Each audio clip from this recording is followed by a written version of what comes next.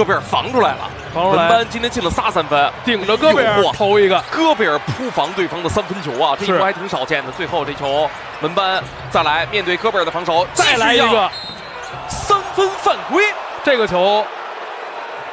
双方都不满意。马刺觉得戈贝尔这个球应该升级，有垫脚，但是新郎这边觉得文班亚马是伸腿了。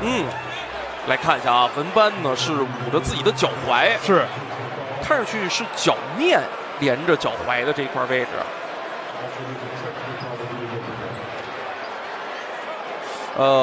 根据裁判的规则啊，这个球是要回看录像，确定是否有升级判罚的可能。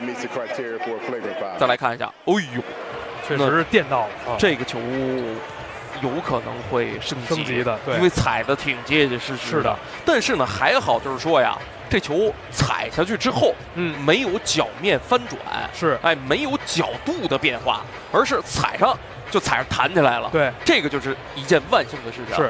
而且刚才我们通过慢镜头看啊，因为刚才米卡诺里的激动是他觉得文班伸腿了，但是刚才我们通过慢镜头看，文班这个球没有那么明显的前踢动作，而且他不是踢腿踢到完全没有前踢动作，对，他是落地踩到对方的脚，看这件事儿发生没发生啊，就是一个事实，对啊，存在这个事实。